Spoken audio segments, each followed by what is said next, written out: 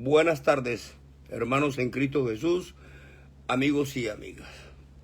Gracias a Dios nuestro Señor Jesucristo, hoy puedo continuar nuevamente predicando el Evangelio del Reino, el Evangelio de la salvación y de la vida eterna, el Evangelio de las buenas nuevas. Y lo voy a iniciar con la oración que nos enseñó Dios nuestro Señor Jesucristo, que es el Padre nuestro, así: Padre nuestro que estás en los cielos, santificado sea tu nombre, venga a nosotros tu reino, hágase, Señor, tu santa voluntad, como en los cielos, así también en la tierra. El pan nuestro de cada día, dánoslo hoy. Perdona nuestras deudas, así como nosotros perdonamos a nuestros deudores. Y no nos metas en tentación, mas líbranos del mal, porque tuyo es el reino, el poder y la gloria, por los siglos de los siglos. Amén, amén y amén. Bendito el Señor. Aleluya, gloria a Dios. Voy a orar y voy a leer también el Proverbios 16, que se llama Proverbios sobre la vida y la conducta. Del hombre son las disposiciones del corazón, mas de Jehová es la respuesta de la lengua. Todos los caminos del hombre son limpios en su propia opinión, pero Jehová pesa los espíritus. Encomienda a Jehová tus obras, y tus pensamientos serán afirmados. Todas las cosas han hecho Jehová para sí mismo, y aún al impío para el día malo. Abominación es a Jehová todo altivo de corazón, ciertamente no quedará impune. Con misericordia y verdad se corrige el pecado, y con el temor de Jehová los hombres se apartan del mal. Amén. Bendito el Señor. Cuando los caminos del hombre son agradables a Jehová, aún a sus enemigos hace estar en paz con él. Mejor es lo poco con justicia que la muchedumbre de frutos sin derecho. El corazón del hombre piensa su camino, mas Jehová endereza sus pasos. Oráculo hay en los labios del rey, en juicio no prevaricará su boca. Peso y balanzas justas son de Jehová, obras suyas son todas las pesas de la bolsa. Abominación es a los reyes hacer impiedad, porque con justicia será afirmado el trono. Los labios justos son el contentamiento de los reyes, y estos aman al que habla lo recto. La ira del rey es mensajero de muerte, mas el hombre sabio la evitará. En la alegría del rostro del rey está la vida, y su benevolencia es como nube de lluvia tardía. Mejor es adquirir sabiduría que oro preciado, y adquirir inteligencia vale más que la plata. El camino de los rectos se aparta del mal, su vida guarda el que guarda su camino. Antes del quebrantamiento es la soberbia, y antes de la caída la altivez de espíritu. Mejor es humillar el espíritu con los humildes que repartir despojos con los soberbios. El entendido de la palabra hallará el bien, y el que confía en Jehová es bienaventurado. El sabio de corazón es llamado prudente, y la dulzura de labios aumenta el saber.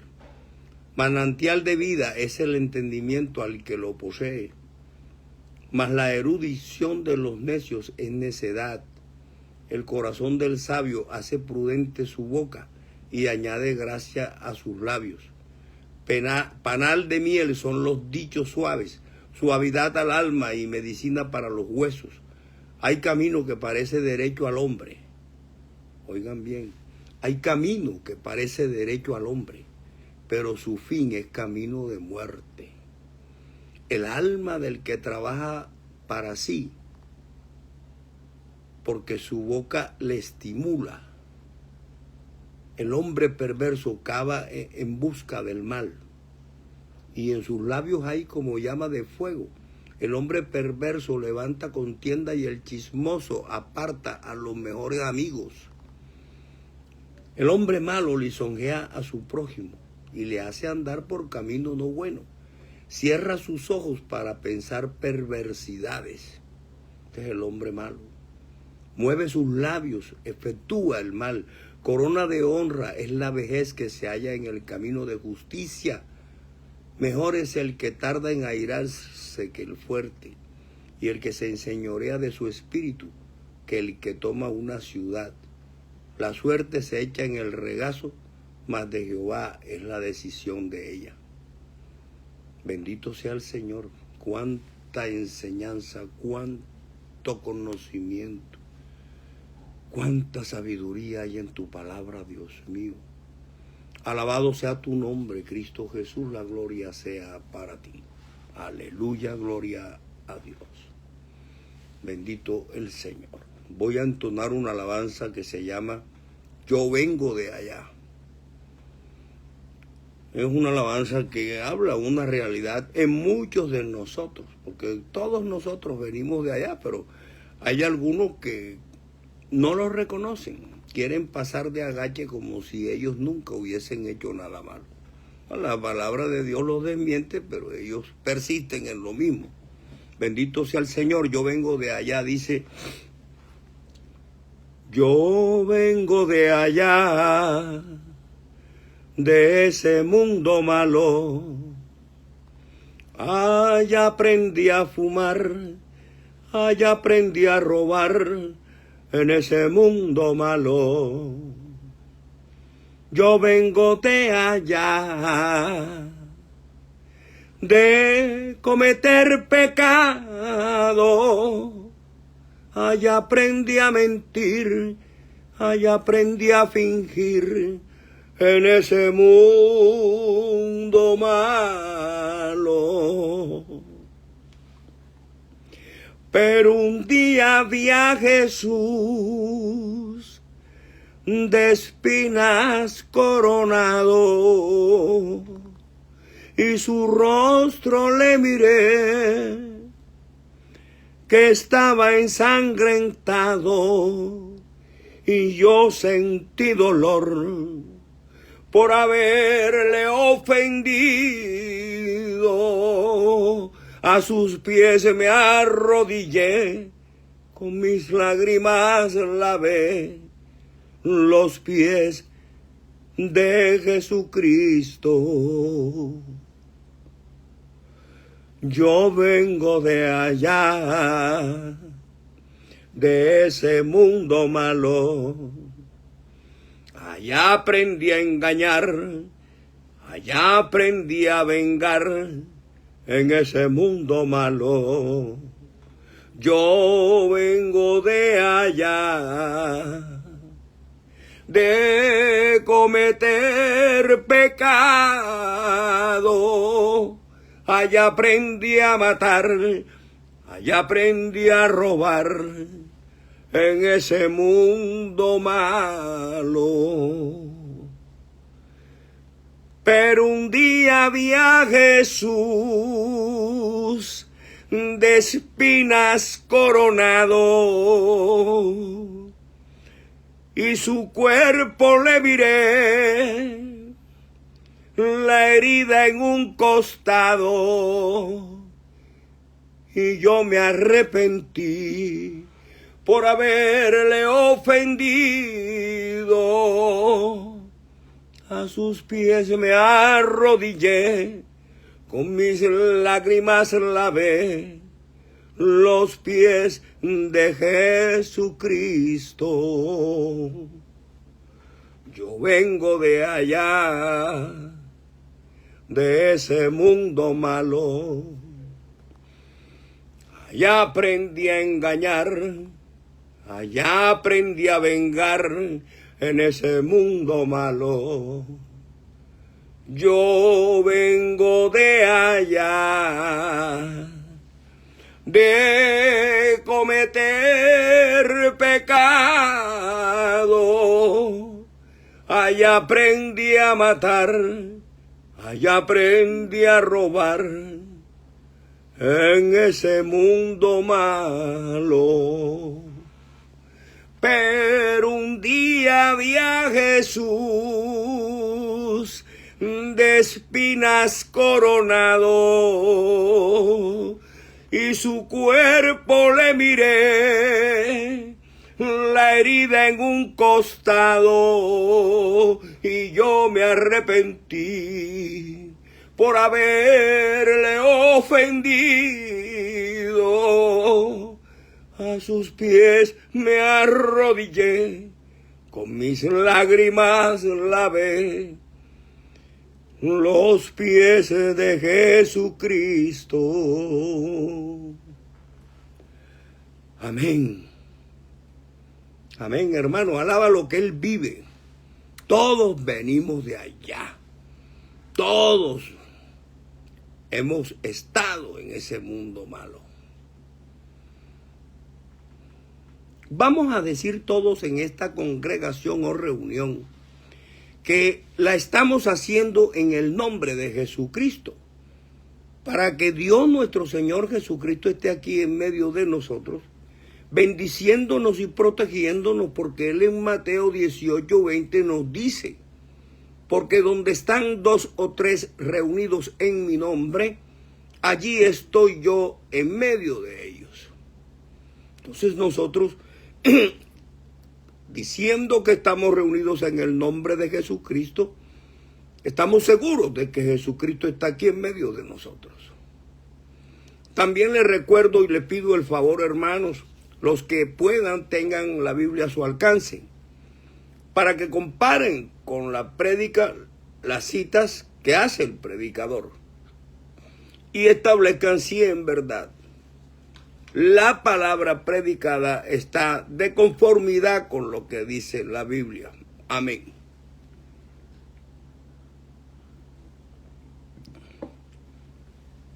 Esto porque yo sostengo que mis prédicas las hago con la Biblia en la mano. Hermanos en Cristo Jesús, amigos y amigas,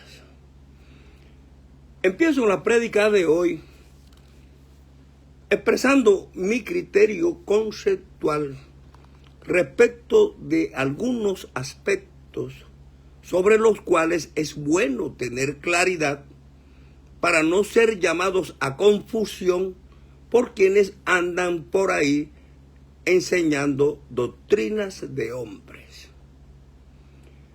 Términos como, por ejemplo, sinagoga.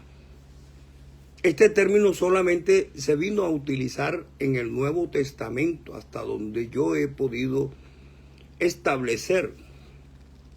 No obstante, en el Salmo 74, versículo 8, Biblia Reina Valera 1960, se utiliza el término sinagoga, al parecer injustificadamente, pues puede ser por razones de la traducción de la Biblia.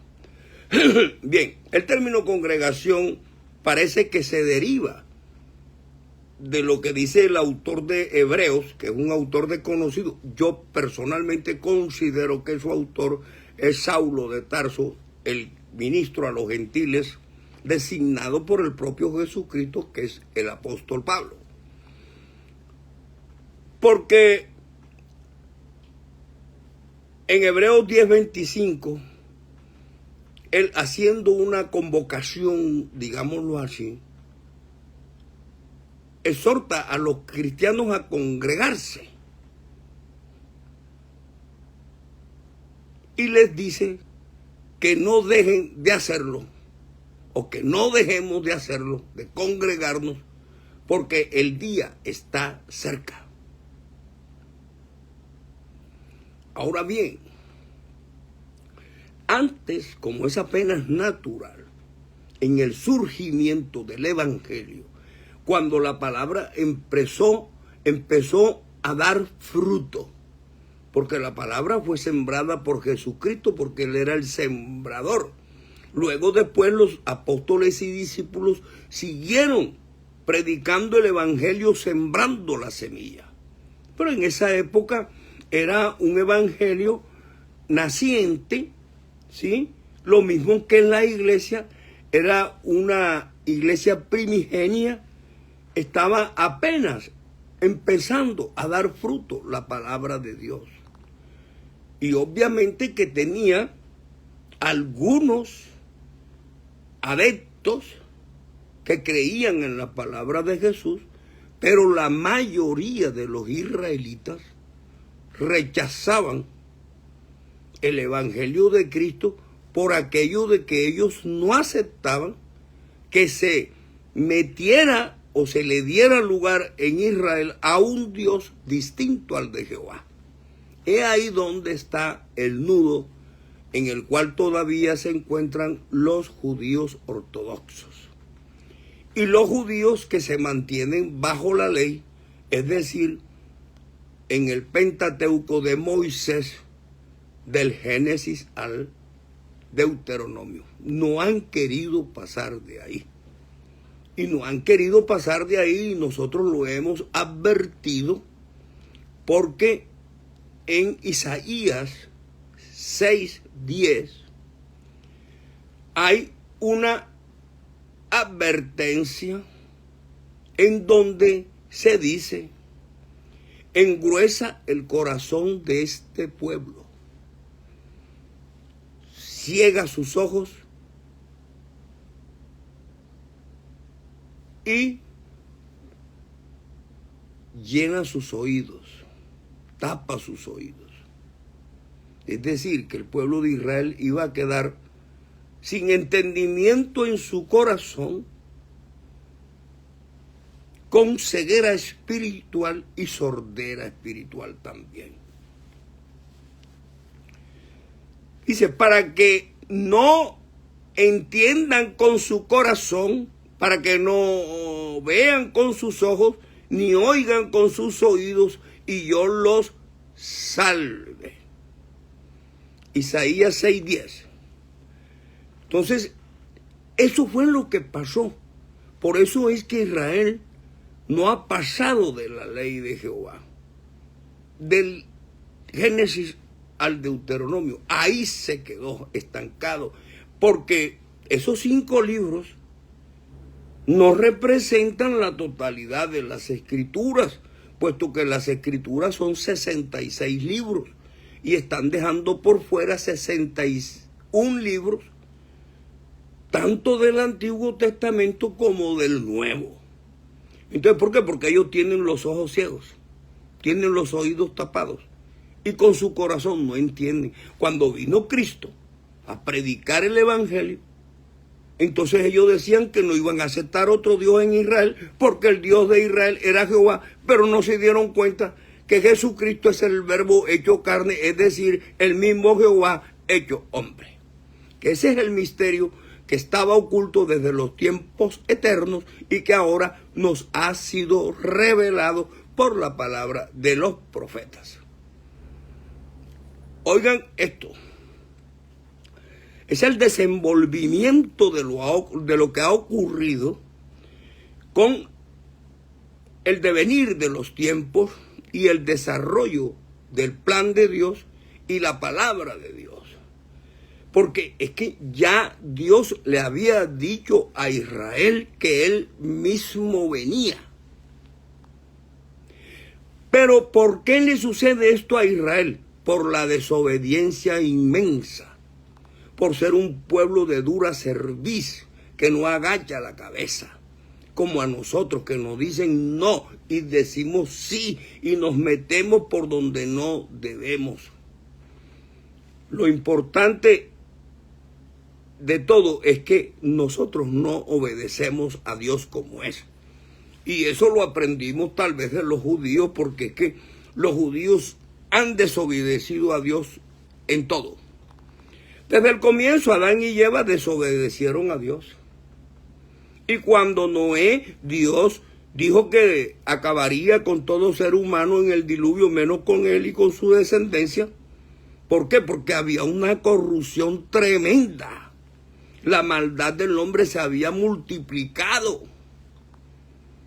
Sí, entonces todo eso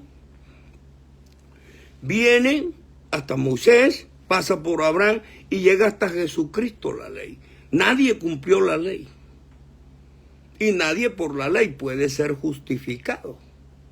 Porque los sacrificios que se hacían antes anualmente El sacerdote podía llegar hasta el primer lugar del altar, pero no podía entrar al lugar santísimo.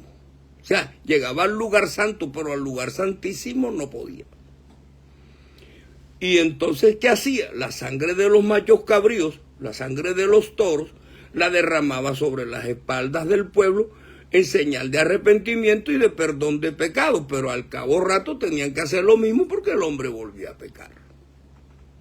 He ahí, oigan bien, cómo se van desarrollando las escrituras, porque esto es por revelación, hermanos. Entonces, ¿qué sucede?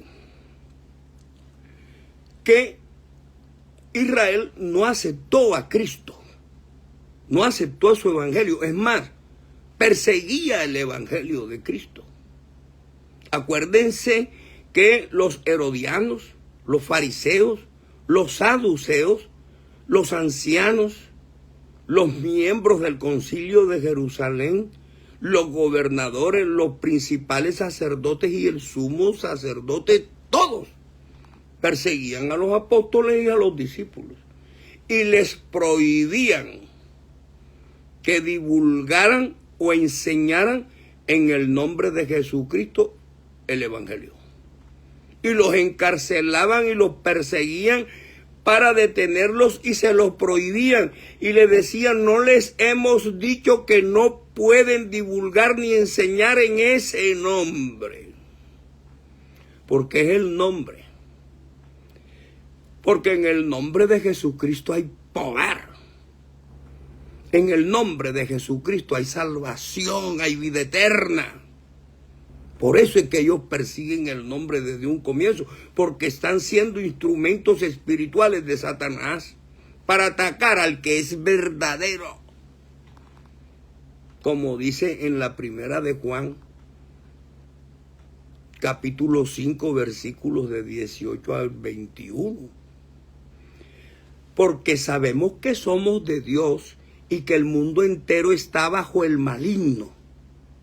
Pero sabemos que el Hijo de Dios ha venido al mundo para darnos entendimiento, para conocer al que es verdadero. Y estamos en el verdadero. Este es en su Hijo Jesucristo, dice, estamos en el verdadero. En su Hijo Jesucristo, este es el verdadero Dios y la vida eterna. Hijitos, guardaos de los ídolos. Y el diablo conoce la Biblia y sabe que todo esto estaba anunciado, que Dios iba a venir al mundo, pero que ya los israelitas tenían el corazón engrosado, los ojos ciegos y los oídos tapados. Por eso no aceptan a Dios. Pero Dios sí les había dicho que Él venía. Porque él, cuando Isaías relata la aparición del ángel a la Virgen, le dice: he aquí que la Virgen concebirá un hijo y se llamará su nombre Emmanuel, que declarado es Dios con nosotros. Dios viene a través de el Espíritu Santo engendrado en el vientre de María. Le está diciendo eso. Porque le dice que declarado es Dios con nosotros, no el Hijo de Dios. Porque el verbo se va a hacer carne, va a nacer el que es. Por eso es que después dice: porque un niño nos es nacido y el principado sobre su hombro, y será llamado su nombre admirable, consejero, Dios fuerte, Padre eterno, príncipe de paz. Ese era el que venía. Ese era el niño que iba a nacer. El Padre eterno. El príncipe de paz. El admirable, el consejero. ¿Quién más era? ¿Quién nació con tanto poder y con tanta gloria y con tanto título?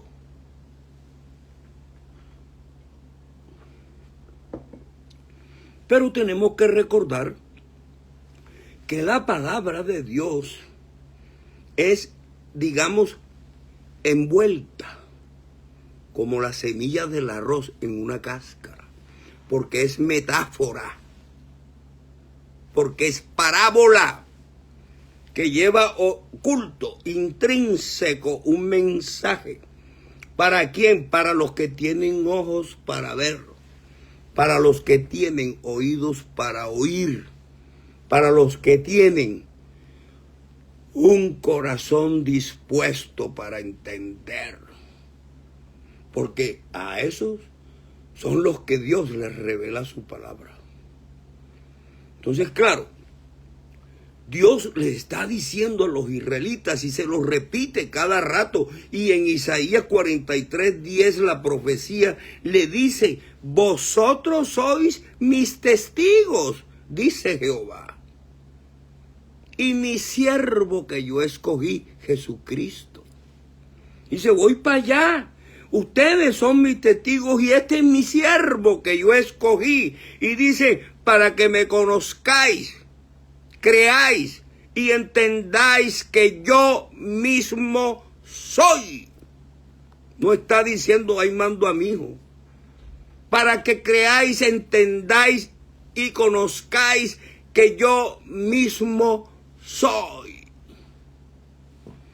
Antes de mí, lo refuerza, fíjense ustedes diciendo, antes de mí no fue formado Dios, ni lo será después de mí. Yo, Jehová, y fuera de mí no hay quien salve. ¿Qué más claro? Pero Israel tiene el corazón engrosado, los ojos ciegos y los oídos tapados. No oye, no ve, no entiende. Rechaza a Jesús y su evangelio. Pero también dice, cuando Israel desciende a Egipto y es tomado cautivo y Israel es hecho esclavo en Egipto. Y dice Dios, mi pueblo descendió a Egipto y el asirio lo cautivó sin razón, o sea, lo esclavizó. Y mi pueblo es humillado y maltratado todo el día. Y por eso blasfema mi nombre. Y dice, ¿y ahora qué hago yo aquí? Dice Jehová, ya que mi pueblo es llevado injustamente. Continúa Jehová y dice, por esta causa mi pueblo conocerá mi nombre en aquel día, porque yo Jehová que hablo, he aquí estaré presente. Y se manifestó, hizo proezas, mandó yo plagas contra Egipto a través de Moisés. Se comunicaba con el hombre en el espíritu, nadie lo veía, pero le obedecía. Que es la diferencia en el nuevo, porque esa voz que todos oían y obedecían, pero que nadie veía, se hizo verbo, se hizo visible, pero dice en Juan, en el mundo estaba, y el mundo por él fue hecho, pero el mundo no le conoció. A lo suyo vino y los suyos no le conocieron. Dice, y aquel verbo se hizo carne y habitó entre nosotros como hijo unigénito del Padre, lleno de gloria y de verdad. He ahí el misterio revelado. Juan lo dice muy clarito. En el capítulo 1, en el comienzo era el verbo, y el verbo era con Dios, y el verbo era Dios, y nada sin el verbo fue hecho. Y en el versículo 14, suelta el misterio, desata el nudo, rompe las cadenas y te revela y te dice, y aquel verbo, el que era Dios, se hizo carne y habitó entre nosotros. O sea, Dios mismo se hizo hombre para en un solo sacrificio condenar el pecado en la carne y abolir los más de 600 decretos contenidos en ordenanzas a forma de ley. y los abolió.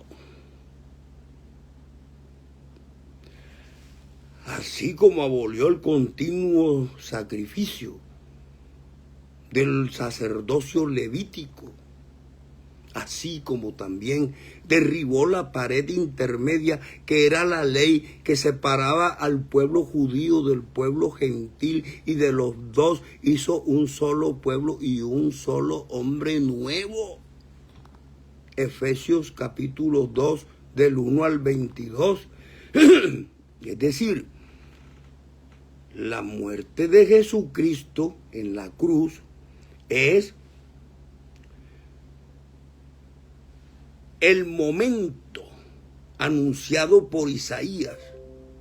El momento anunciado por Isaías 43, 18 al 20, cuando dice: no te acordéis de las cosas pasadas, de allá, de cuando dividí el mar rojo, de cuando saqué el maná y lo hacía llover del cielo, cuando caminaste 40 años en el desierto. No te acuerdes de eso. Todo eso pasó. Yo haré cosa nueva. Otra vez haré brotar ríos en el desierto y arroyos en la soledad. O sea, todo cambió. Lo único que quedó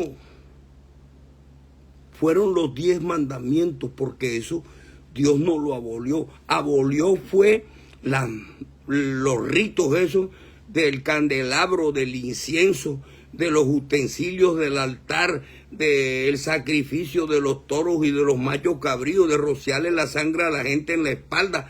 ¿Por qué? Porque los sacerdotes hacían eso varias veces al día y al día siguiente tenían que hacer lo mismo porque el pueblo seguía pecando. Mientras que cuando Dios se ofrece su cuerpo en un solo sacrificio, ya no hay que hacer más ofrenda por el pecado, porque Él nos redimió del pecado con su muerte en la cruz.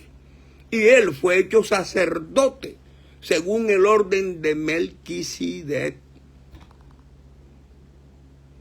O sea, todo eso es una revelación inmensa de lo que ha ocurrido en relación con el plan de Dios, porque nosotros antes, primero a nosotros nos negaron el conocimiento de la palabra, porque no nos enseñaron la palabra de la Biblia, sino un catecismo y una religión de un cura cualquiera, de Gaspar Astete y de Miguel Faría. Entonces, nos negaron el conocimiento. Pero ahora, cuando Dios está hablando a la mente y al corazón, porque ya no es una ley escrita.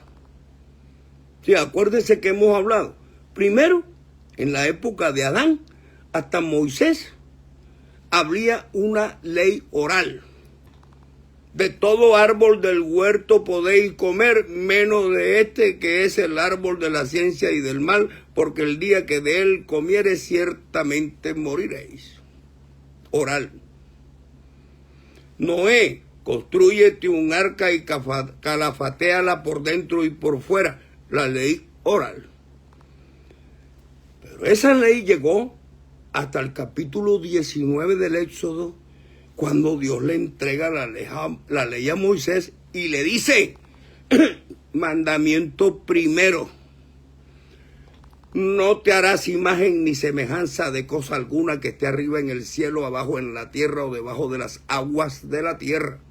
No te inclinarás a ellas ni las honrarás, porque yo soy Jehová tu Dios fuerte y celoso, que visito la maldad de los padres hasta los hijos, hasta la cuarta y tercera generación de los que me aborrecen. ¿Por qué? Porque el idólatra aborrece a Dios. Y es el primer mandamiento que Dios le entrega en las tablas a Moisés y le prohíbe al hombre que lo haga. Y cuando Moisés baja del monte, los encuentra adorando un becerro que se habían hecho con los aretes y las cadenas y las pulseras y los anillos que tenían en su cuerpo. O sea, el demonio. No que Dios me dijo que no comiera no, porque Dios sabe que te vas a hacer con el mismo conocimiento de él. Come, ¡pra! Y la obligó a desobedecer. Y ella engatusó al marido, Adán, y lo engañó y también comió. Así el pueblo cogió a Aarón y le dijo que le hiciera un becerro para decir que ese becerro que iba a ser Aarón era el que lo había sacado del cautiverio en Egipto, donde duraron esclavos más de 430 años. Por Dios. ¿Y qué hizo Moisés? Cogió el becerro de oro, lo molió, lo hizo polvo, lo echó a las aguas del río y le puso al pueblo judío que abriera la boca para que se lo tragara. Porque no sirve para nada un muñeco hecho de metal, de oro, de piedra, de yeso, de icopor, de pintura, de lo que sea.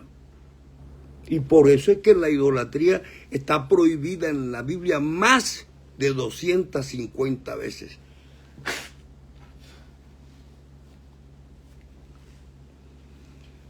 Entonces, hermanos, ahí es donde nosotros tenemos que tratar de llegar a buscar la verdad, a conseguir la revelación de la palabra de Dios.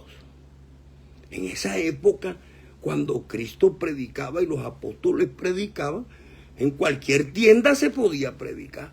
Entonces, ahora a los cristianos le dicen, no, que tú tienes una iglesia de garaje. Oye, si antes, al comienzo, los cristianos, los apóstoles, predicaban en una carpa, en una tienda en el desierto.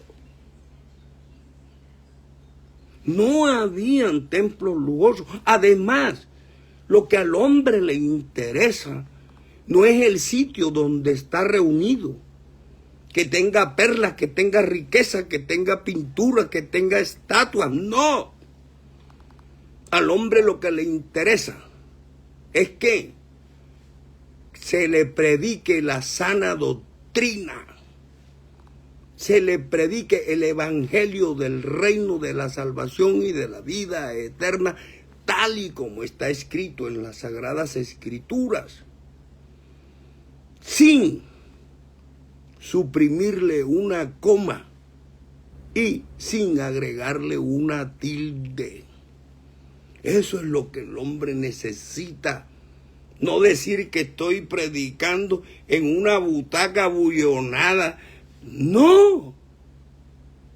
Tú lo que necesitas es adquirir entendimiento y conocimiento de Dios. No estar reunido en un lugar suntuoso, sino escuchando, así sea en un lugar humilde, la verdadera palabra de Dios. Entonces se ufanan diciendo, ustedes son iglesia de garaje.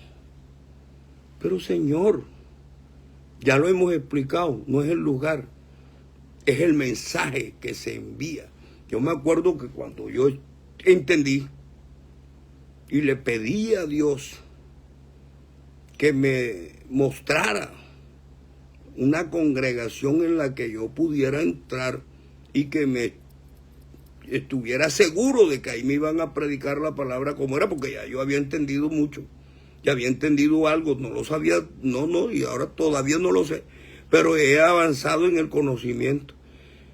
Le pedí a Dios que me diera, y era allá, en uno de los barrios del sur de Ciénaga Magdalena.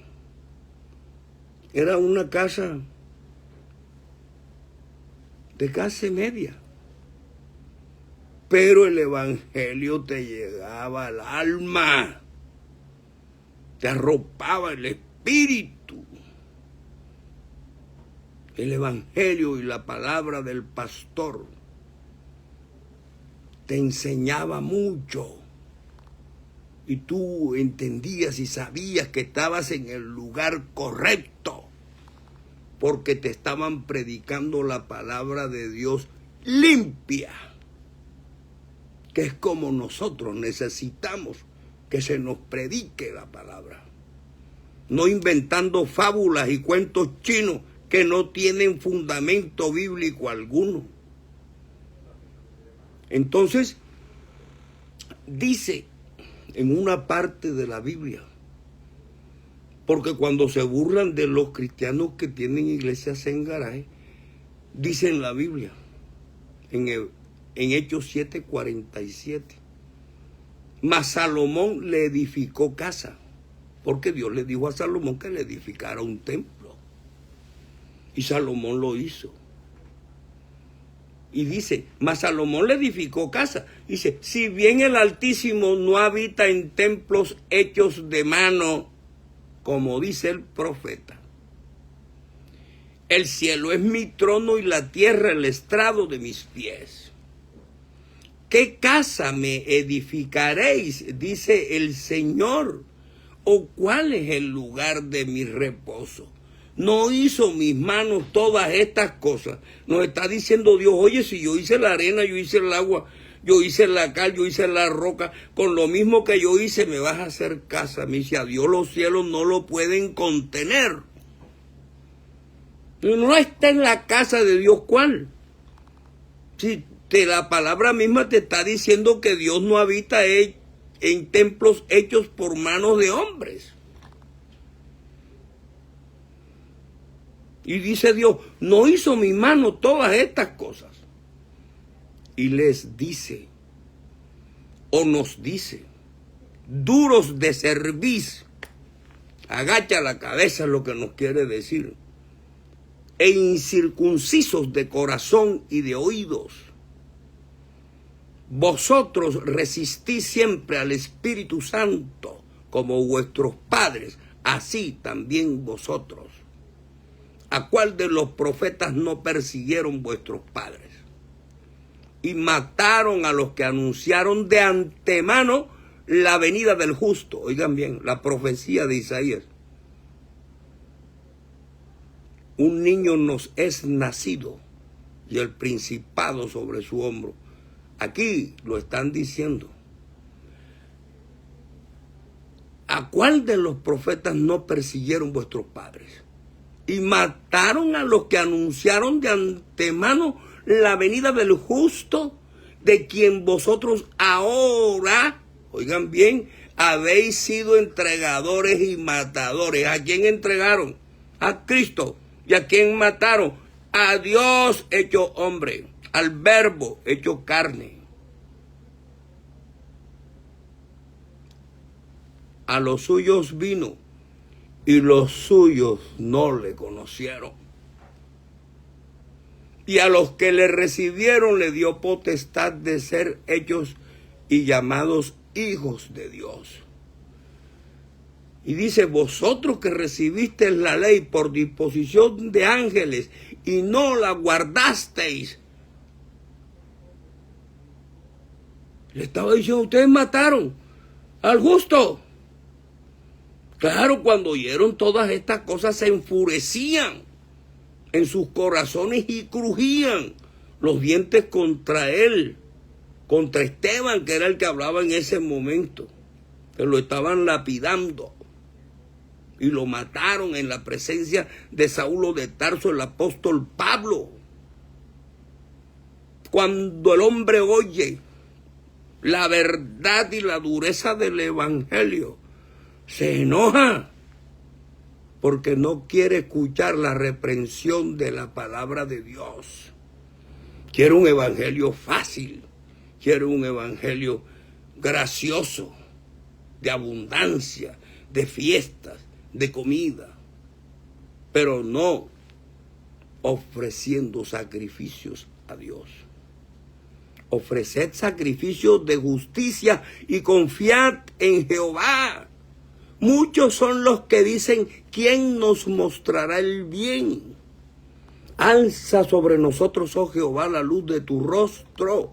Tú diste alegría a nuestros corazones, mayor que la de ellos cuando abundaba su grano y su mosto. En paz me acostaré y asimismo dormiré, porque solo tú, Jehová, me haces vivir confiado. Salmo 4. O sea, la palabra misma te lleva a que vayas aclarando las cosas. No sé, se inventaron también la palabra secta. Pero antiguamente la palabra secta era un grupo de personas que profesaban la misma doctrina, y que se ponían aparte, pero sin abandonar la doctrina verdadera. Por alguna razón especial, ellos armaban sus grupos aparte, pero no porque abandonaban la doctrina del Evangelio. Pero algunos se apoyaron en ese término para a ese grupo separado llamarlo así, hermanos separados, como si estuvieran predicando una doctrina distinta. Y otros aprovecharon el término secta para coger y utilizarlo en la Inquisición y en las 9 cruzadas papales para llamarlos herejes, brujos, hechiceros y poder acusarlos, juzgarlos y condenarlos a la horca, la guillotina, y a otros quemarlos vivos en la hoguera. Vean cómo va la cosa. O sea, el Evangelio ha sido pervertido por muchos. Por eso es que Pablo dice en la primera, en Gálatas 1, 6 al 10, que hay unos que pervierten el Evangelio del reino de Jesucristo. Y que ese Evangelio y los que lo predican son malditos. Entonces también se utilizó el término doctrina, que es la enseñanza del Evangelio del reino tal y como está en las Sagradas Escrituras. La sana doctrina, que es aquella en que la enseñanza se apega totalmente al texto bíblico, al texto del Evangelio del reino, es decir, sin apartarse, como decíamos ahorita, una coma y sin agregarle una tilde. Proviene del término iglesia. Y la iglesia no es la construcción de ladrillo o de cualquier otro material. La iglesia es toda la cantidad de personas que creen en el nombre de Jesucristo, no los que creen en otros nombres, porque ahí está el engaño. La iglesia no es la construcción de torres ni de palacios, no, esa no es la iglesia. La iglesia somos todos los cristianos que creemos y profesamos y tenemos depositada nuestra fe en Cristo nuestro Señor como nuestro gran Dios y Salvador. Porque si tú pregonas un evangelio diferente y no tienes a Cristo en tu corazón y no lo reconoces como tu gran Dios y Salvador, tú no eres cristiano. Podrás ser tomasino, mariano, bertuliano, juliano, como tú quieras, pero cristiano no eres. ¿Y quiénes son los que van a resucitar primero? Lo que dice en Tesalonicenses 4, 16 al 18 es, oigan bien, no los muertos allá en Berta, ni en Carmen, ni en Rosario, ni en Pedro, ni en Pablo, no. En Tesalonicenses 4, 16 al 18 dice, porque el Señor mismo, sí, Dios mismo, con voz de mando, con voz de trueno, con voz de arcángel, de tempestad, una voz fuerte, que todo el mundo la oirá. Dice, porque el Señor mismo con voz de mando, con voz de arcángel y con trompeta de Dios. El Señor no le va a ir a decir a Dios, ven acá, préstame la trompeta un momentico que la voy a tocar. No, porque es Él mismo. Es que ahí es donde está el tema. Ahí hay que entender que esto no es como mandar al hijo a la tienda a hacer un mandado y después le cuenta al padre cómo le fue. Espiritualmente hay que entender cuál es el misterio que estaba oculto de tiempos eternos y que ahora nos ha sido revelado.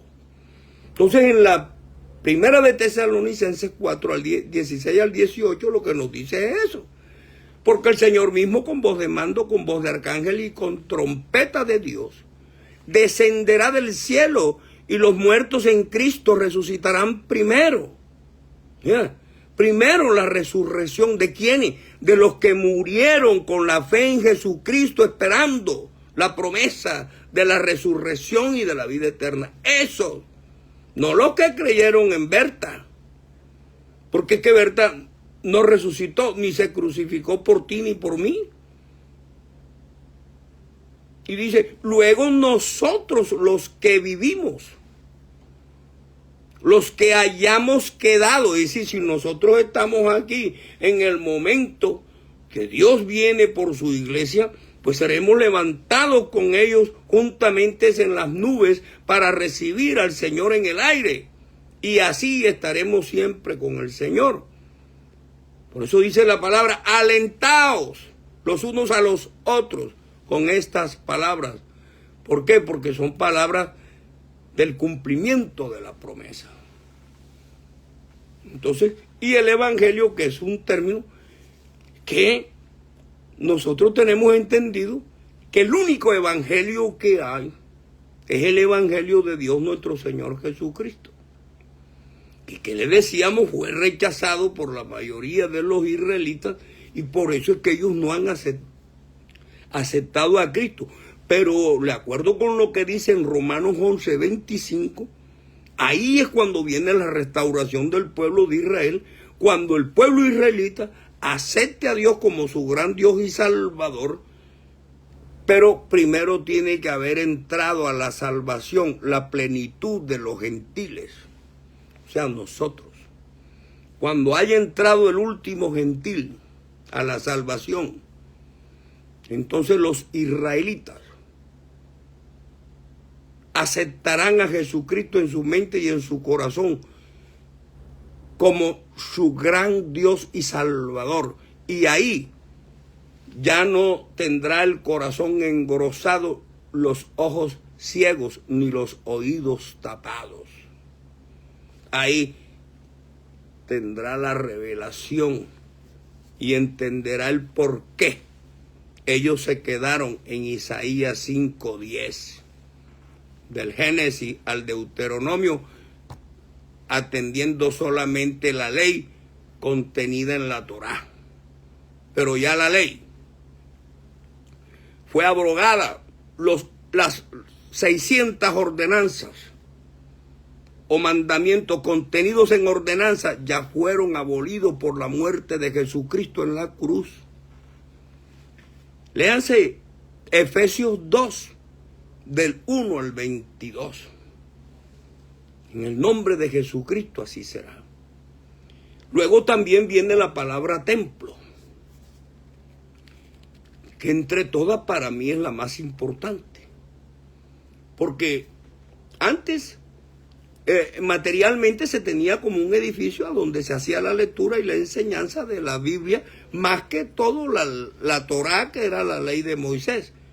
Pero además también servía de tribunal y de escuela. Pero el templo de Jerusalén era el lugar donde se celebraba el culto en su forma más elevada, más sublime, más espiritual. Así lo dice en Jeremías 36:6, 10, 12 al 15. Pero en el Nuevo Testamento, como ya dijimos, que Isaías 43, 18 al 20 dice que no te acuerdes de las cosas pasadas porque ya todo eso se va a acabar y vienen las cosas nuevas. Otra de las cosas nuevas que trae la crucifixión de Cristo en la cruz es precisamente que ya el templo no es ese construido, nunca lo ha sido, pero la ley era la forma de mostrar las cosas que habían de venir. No era la sustancia misma de las cosas, sino que mostraba lo que venía más adelante, que es esto. Y se nos define claramente lo que es el espíritu, o el templo de Dios, que somos nosotros. Nuestro interior, nuestro espíritu, nuestra alma, donde el Señor mora Porque Dios mora en nosotros, no mora en los templos hechos por manos de los hombres. Y dice en la primera de Corintios 6:19, ¿o ignoráis que vuestro cuerpo es templo del Espíritu Santo? ¿Ignoras eso? El cual está en vosotros, el cual tenéis de Dios y que no sois vuestro. O sea, tú ignoras que eres templo de Dios, del Espíritu Santo, que Dios mora en ti, no mora allá en el edificio hecho de bloque. Y respecto a la alabanza que se entonó al comienzo de la prédica, que dice: yo vengo de allá de ese mundo malo. Nadie puede decirnos que no ha estado en ese mundo. Nadie puede decirnos que no conoce ese mundo malo. Y nadie puede decirnos que nunca ha hecho nada malo. La respuesta es negativa, siempre tiene que ser no, porque todos los hombres hemos pecado. Sencillamente así, todos somos pecadores. Y en Eclesiastés 7:20 al 22 escrito está: ciertamente no hay hombre justo en la tierra que haga el bien y nunca peque. Tampoco apliques tu corazón a todas las cosas que se hablan, no sea que oigas a tu siervo hablar mal de ti, porque tu corazón sabe que tú también hablaste mal de otros muchas veces. ¿Ya? La misma palabra nos juzga, nos muestra quiénes somos y quiénes hemos sido. Entonces, mis hermanos, es bueno precisar estos conceptos para que entendamos que lo necesario es que quien nos predica la palabra se sujete a la letra del Evangelio del Reino, que no le agregue cuentos chinos ni fábulas de hombres. ¿Por qué? Porque eso lo que hace es desviar y alejar al hombre de Dios. Y lo que nosotros estamos obligados a hacer es precisamente lo contrario: predicar el Evangelio para que las personas conozcan la verdad, para que las personas sepan cuál es la interpretación de la palabra conforme a la revelación que Dios haya hecho de ella en ti.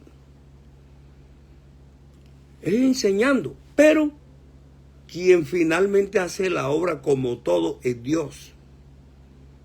El predicador enseña conforme a lo que Dios le ha dado, y el hombre crece en la medida en que Dios haga la obra en él. No es el hombre el que hace que el otro se levante del pecado o se aparte, es Dios. Porque con la palabra del reino es Dios el que te está llamando al arrepentimiento, es Dios el que te está llamando a su seno, es Dios quien te dice: ven y cena conmigo para yo cenar contigo. Es Dios quien lo hace todo. El hombre es un instrumento de Dios. Bendito sea el Señor, hermanos, y Dios nuestro Señor Jesucristo quiere, el próximo sábado y el próximo domingo a las 2 de la tarde por este mismo medio, estaré predicando el Evangelio del Reino, el Evangelio de la salvación y de la vida eterna a las 2 de la tarde. Dios nuestro Señor Jesucristo nos bendiga a todos. Amén.